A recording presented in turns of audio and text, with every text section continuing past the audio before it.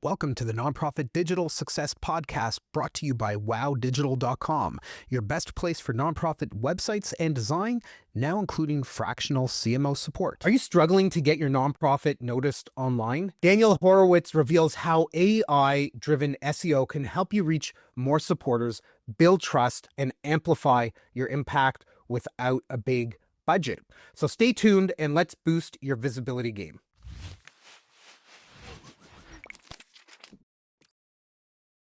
Welcome to the Nonprofit Digital Success Podcast. I'm your host, David, and in this episode, we're going to be talking about SEO, AI-driven visibility, and building trust online with Daniel Horowitz. But before I continue, I want to mention that our podcast needs your help. If you find this episode or any of our others insightful, interesting, or helpful, please like, subscribe, share, and comment. It helps our podcast out immensely. Daniel's the SEO lead at Informatica, where he helps build scalable AI visibility systems. His work is all about using AI search, topical authority, and digital trust to elevate brand presence. And he's here today to show you how to apply that thinking to your own nonprofit, even if you have limited resources. Daniel, thank you so much for joining in on the show today. Thanks, David. Excited to be here and dive into some of the, AI first search strategies that nonprofits can use, even without, having a huge budget or anything like that. Yeah, a couple of weeks ago, there was a group of agency owners that got together in Toronto, and we were having a conversation about SEO and AI. So I'm super excited about our conversation. I want to hear what your thoughts are in terms of like LLMs and how we could be found by them so we can actually show up. And I know, and if anybody who's watching or listening to this episode, if you look at your analytics, you're probably from maybe the middle of 2025 until now have seen a drop in traffic to your website. And my take on that, and what we've been talking about with our clients, is look, people have been for the last more than a decade going to Google, searching, and then clicking through and landing on your page. And somewhere in the middle of 2025, Google implemented Gemini. And so what it's doing is when you run a search, most of the time, not always, but most of the time, it's showing an AI result above the ads, above everything. So people are getting the information that they want without having to actually go and click through. So I'm really curious, what are your thoughts around that? Yeah, so obviously this is a huge disruption in search. I would say for a lot of sites, especially at the enterprise level, but all the way down to smaller blogs and everything, traffic is down, maybe anywhere between 40 and 60% for most brands. So this is a huge shift, right? And it's to your point with, Gemini, which is their LLM, which powers their AI overviews, which pretty much what this does, it summarizes, especially for top of funnel queries. So if people are searching for, very high level informational queries, they're no longer clicking to websites at all. And, keep in mind, this has been happening for a while. Google has had a lot of zero-click things on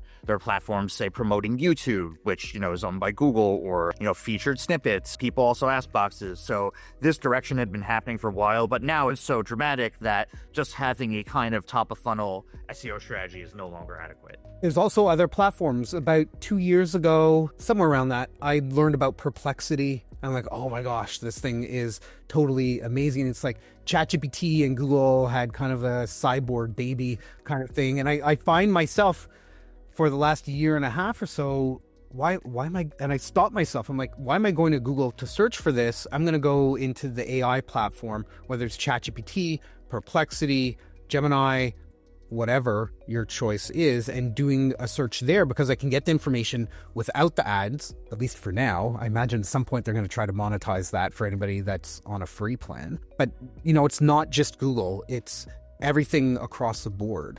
Absolutely. Yeah, there's a huge shift. I mean, Google used to have, I think, over 90% market share. It's still extremely dominant. I think it's I've seen a bunch of studies, between 80 to 85% search market share. So it's still very high. You should still ultimately, be driving a Google first strategy. But yeah, there are platforms like Perplexity. ChatGPT, I would say, is by and far the most used. But, people are now going to these platforms. It's much harder to track what's happening now, right? There's not the equivalent of, say, like, you track a keyword, you use your favorite, keyword tool, let's say SEMrush or Ahrefs or what now, you get a search volume, you get an approximate difficulty of how much is to rank. You write some articles, you do some outreach to some websites, you build some links, you make sure that's linked well in your website, with technical SEO. There was a very clear framework of how to succeed with search, right? Now it's like the wild, wild west. No one 100% knows how these LLMs work and how they're deriving information. So, at least at Informatica, and, when I've worked with clients and everything, a big thing is just trying to show up in as many different places as possible and really doubling down on topical authority, which topical authority is pretty much just becoming a subject matter expert on a particular topic. What you would do is take, if your nonprofit specializes in something specific, for example, you would take that topic, break it down into a bunch of subtopics, cover it from all different angles, and this is how you build that authority. Is an LLM will look at your nonprofit and say, hey, oh wow, these guys are experts in this. So then those articles, as long as they're all linked together in a logical way on your website, you're more likely to rank well in Google, of course, but also for LLMs, they're more likely to cite you as a subject matter expert. That's really the genesis of that. But, you have to look at it in terms of, content writing isn't free. You have to get good writers, of course. So it's not always the cheapest strategy. But if you have members of your team, for example, that are truly experts of the subject, you could build out their expertise, make sure, say, their LinkedIn or social profiles or LinkedIn, they're building external credibility and they're the authors of the articles. That'll all lead into that. Okay. So let's take a step back, because that was like a super information dump the first, 3 minutes of the episode here. Nonprofits who are listening to this, how can they, or any mission-driven organization really, how can they build visibility if they don't have large budgets? I know, for example, a lot of people are talking about they'll go to ChatGPT and they'll say, write an article on this, and they'll like copy and paste it. And I'm like, no. Definitely not. You can't do that. You can use it as a foundation. You can use it for brainstorming, but there's watermarks in the content, stuff like that. But taking that aside, right? What do you see as the path forward for nonprofits to even get started?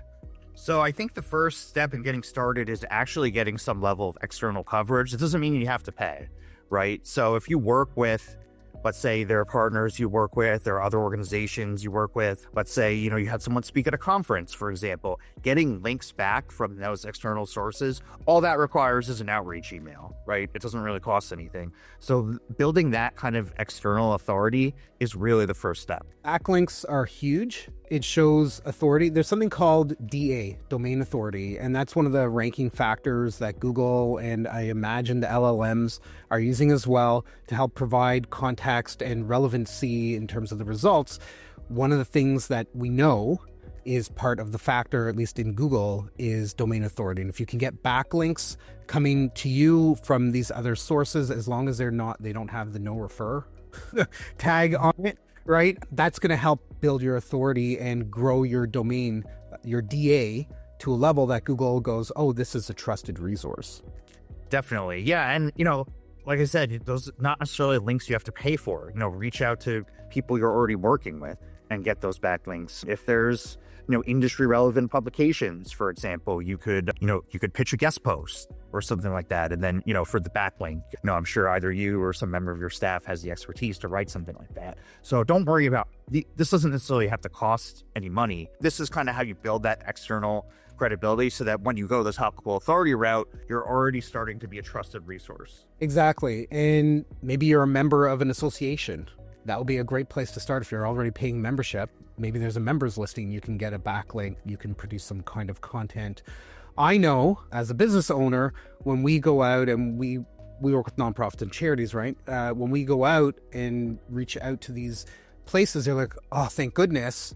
We were struggling. What are we putting in our newsletter next week? Thank you so much for creating this article that we can actually publish, and it's saving them some time as well. So I think there's a bit of a win-win there for sure.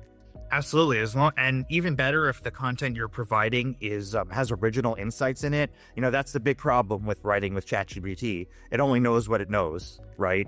So it doesn't it can't create new information. It can just kind of like remix information that already exists. So, as a nonprofit owner or, employee, you probably have unique expert insights that can't come from an LLM. Absolutely. Okay. So moments ago, I was like, no, you can't use ChatGPT and just post content. That is a huge mistake for organizations. And I think there's a lot that are probably unknowingly sabotaging their reach. What are some common SEO or web strategy mistakes that you see nonprofits making when it comes to trying to increase their visibility? To your point with content, I would say not structuring your content properly, especially for LLMs. It's very important to have a clear hierarchy of structure, clear heading 2s, clear heading 3s, sometimes even heading 4s. Think of it when LLMs are pulling information, they're citing it, Google as well, actually, they're kind of looking for like smaller snippets.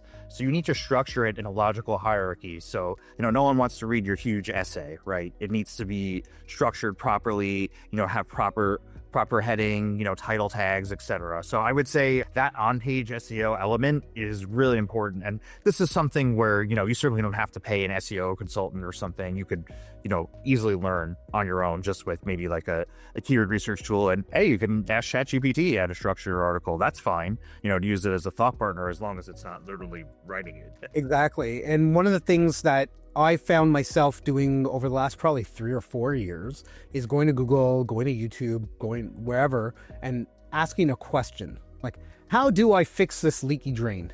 Right? Thinking about our bathroom, whatever. I've caught myself doing this, which means other people are going and doing this too. One of the things in terms of structured content is having schema markup in your content. So think like an FAQ, being able to properly code it so that the LLMs go, oh, okay, this is FAQ. These are questions.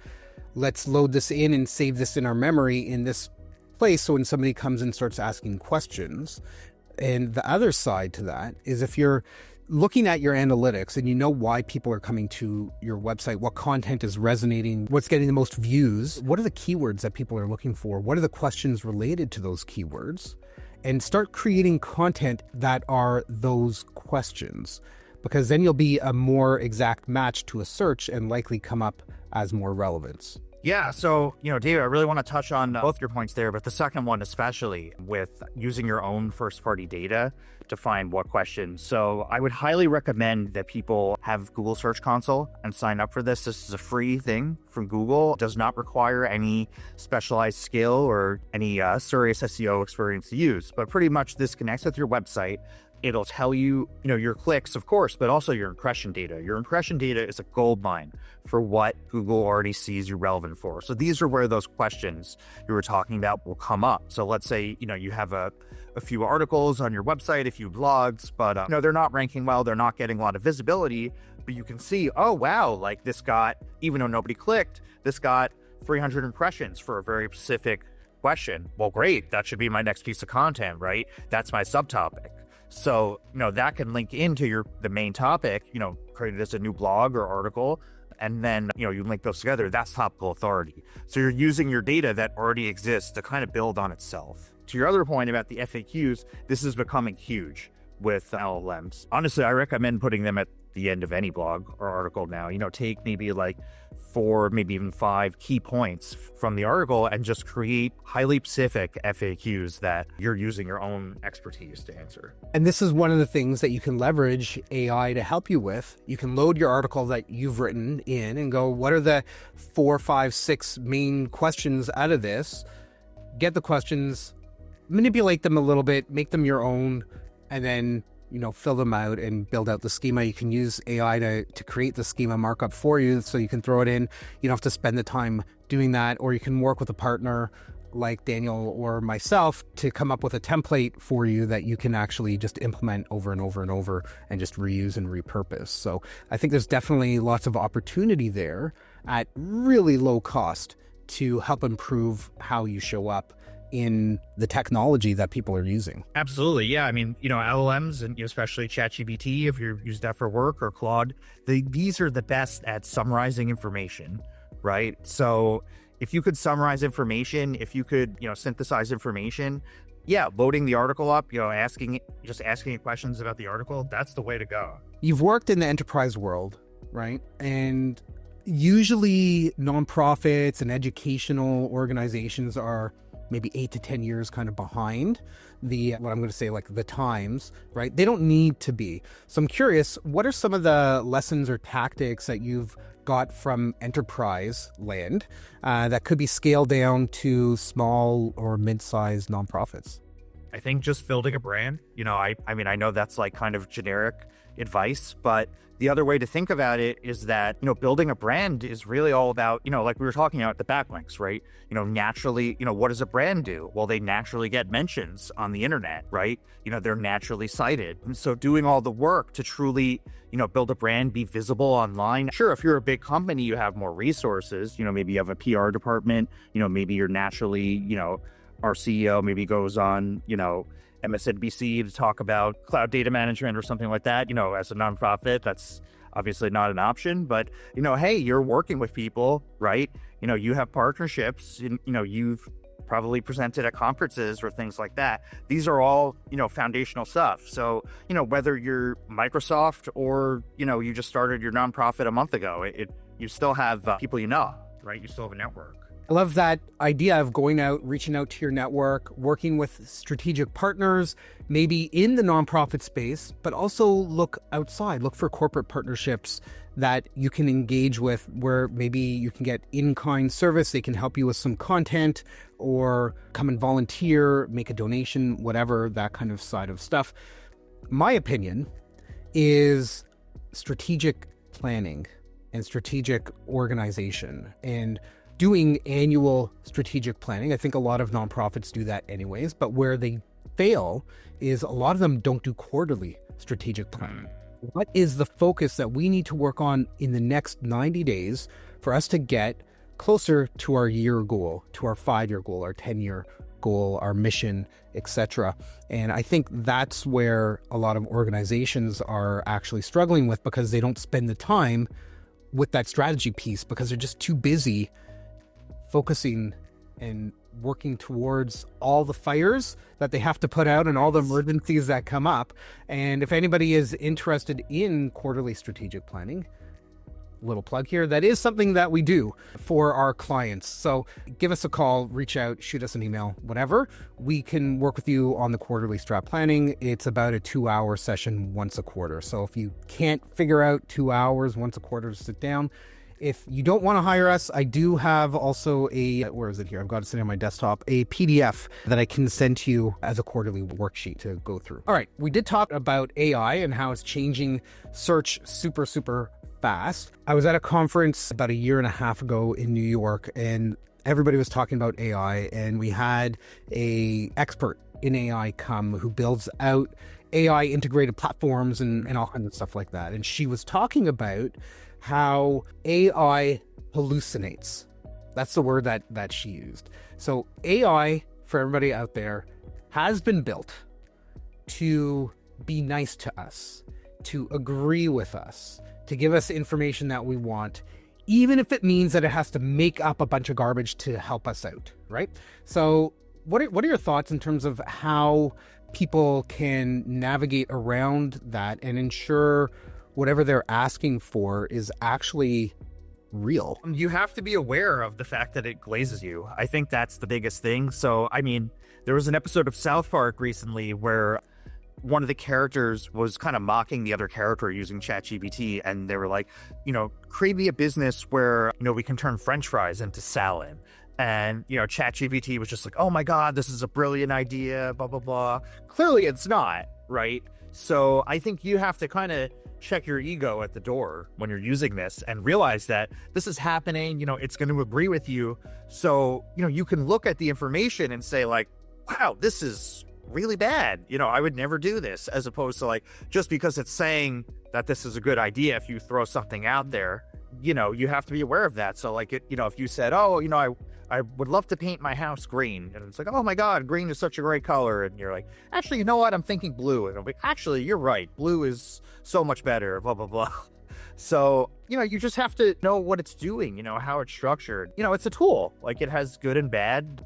That's a big reason why, you don't necessarily want to use it for just straight up content, unedited content writing, right? It's a tool. It has certain biases as well. Like, if you asked it about, let's say, you asked a question about Georgia, right? It would assume Georgia the state, not Georgia the country, because it has biases that are built into it as well. So I think you have to be aware of all of this, the glazing, the bias, the overall ethics. And, to your point with the AI expert, the hallucinations too. It definitely has, I think they've improved it over time, but it's still will hallucinate maybe 10%, 15% of the time. So you have to be aware that, sometimes the facts it'll make up are straight up wrong. And if there's something that seems off to you, you might want to validate that. It's not your single source of truth. For years, we've been saying, you've probably been saying this too, you can't trust everything that you see online. Anybody can go and make a web page and post it up there and go, look, it's true, it's online, right? So it must be true. No, that's not the case. And that's the same with literature as well. For millennia, right? People can make a book and publish it and put it out there and people can believe it. So we need to understand and have in our mindset that what we're getting may or may not be accurate. If it's citing statistics for you, like I need a statistic that talks about in northeastern United States what percentage of children are malnourished, right?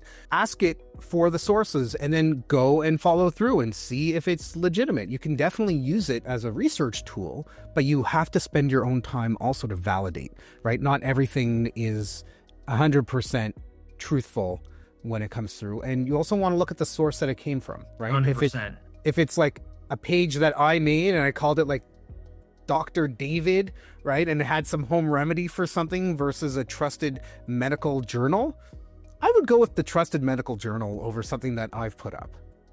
Definitely. Yeah. And, to your point about checking the sources, a lot of times ChatGPT will surface things that never would have been surfaced on Google or Perplexity, So not to say these are bad, maybe these were kind of hidden gems that, weren't getting the visibility due to, lack of, let's say, brand building or things like that.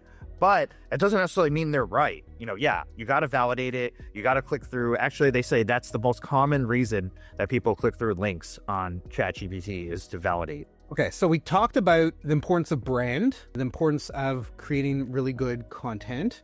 We did just talk about, truthful and honest versus, deceptive isn't the right word, but made up information.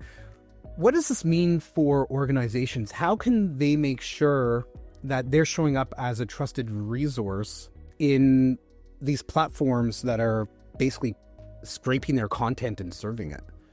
Yeah, I would say the biggest thing is, of course, like we discussed, building those authoritative backlinks to start, especially if you're a newer nonprofit, you probably don't have much of a web presence, build up your social channels, things like that. You want to appear as though a normal brand on the website. Any company would have, say, a YouTube channel. It doesn't matter if you only put out 1 or 2 videos. It's not the point. It's just that have it so that AI crawlers crawl, and make sure that YouTube channel or TikTok channel or whatever it is linked back into your homepage, to your website as well.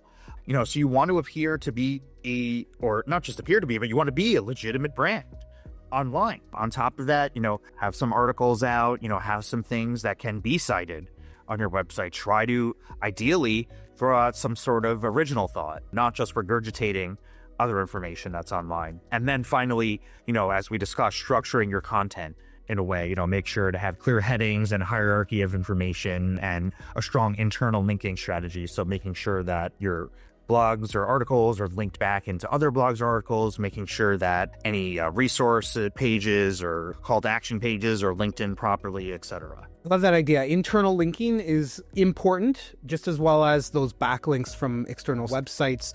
It helps with content discoverability, but it also helps with the user's experience when and if they get to that page where they can see other similar content relatively easily and click through and get more insight and details there. I do think that it is important that organizations and businesses, whoever you are, that you are producing content on a regular, consistent schedule. For anybody that's watching this, on the wall behind me over here. I have our content schedule that we use. We sit down once a year and we plan out for the entirety of the year what is all the content that we're going to produce. And then we put it on the top half. And then month by month, we take it off and we put it on the bottom half. I feel like I'm telling the weather. The board behind me is actually mostly for show. We do this all digitally now, but that's the general idea is you can sit down for an hour, do some brainstorming, come up with 40 pieces of content, organize it in a way, and then you've got your content schedule. I'm curious, Daniel, from your perspective, how often should organizations be publishing content on their own site versus social media and that type of thing? I mean, it depends on the resource. Like I could tell you what's ideal would be weekly or something.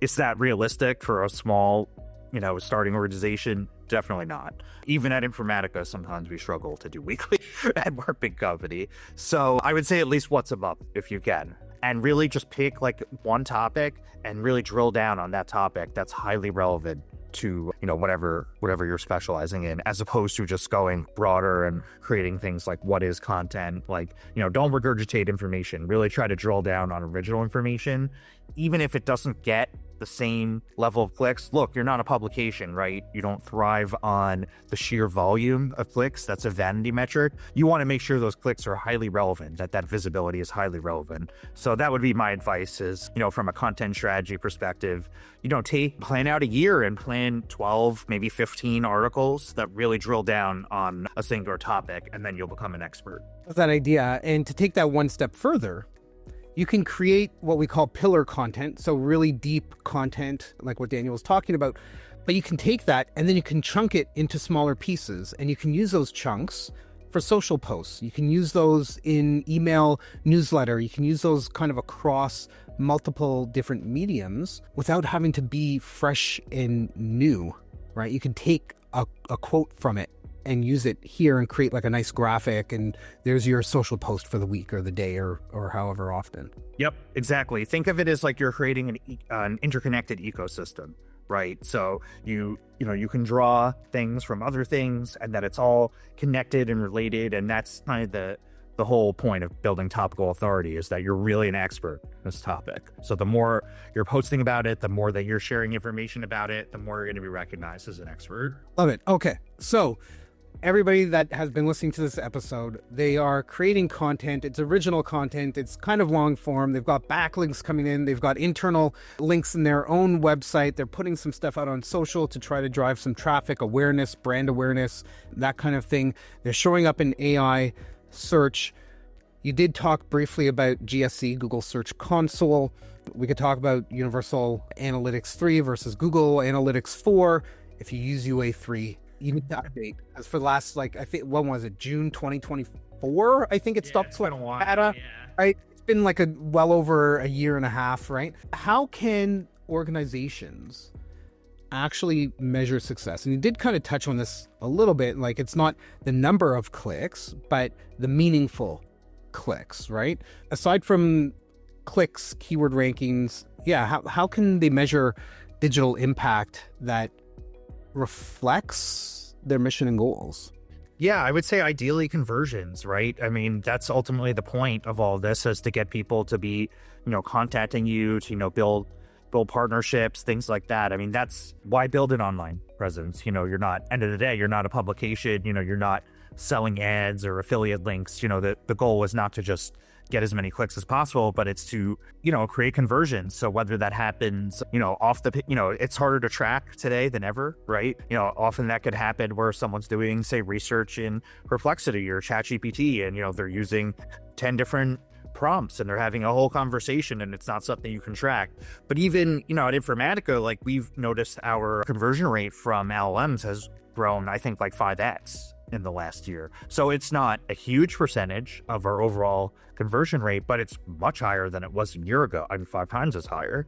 So, things like that is try to measure the conversion rate, create goals on your specific pages. Let's say it's a form fill or a download or something. Oh, another thing is if you have any kind of gated content, make sure to ungate a summary at least. So, you could still get the download for lead capture, but make sure that it's not just a pure landing page, that it has actual information on it. These are all important things, right? We need to make sure that our web presence is actually helping us drive business. Daniel, amazing thoughts around SEO, visibility, content, AI.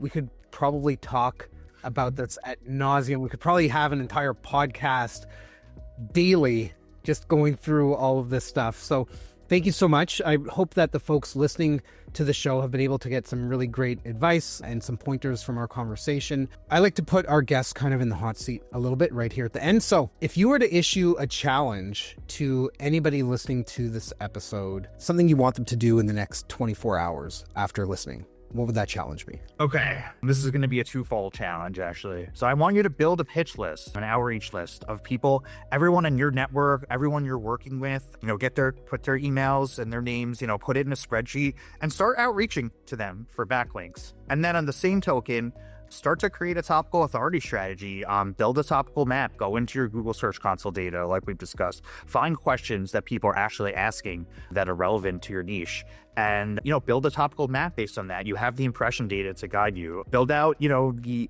ideas for, you don't need to create full outlines or anything like that, but even just the topics for, let's say, 12 to 15 blogs or articles like we've discussed. Love it. All right. So if anybody wants to get in touch with you, what do they need to do?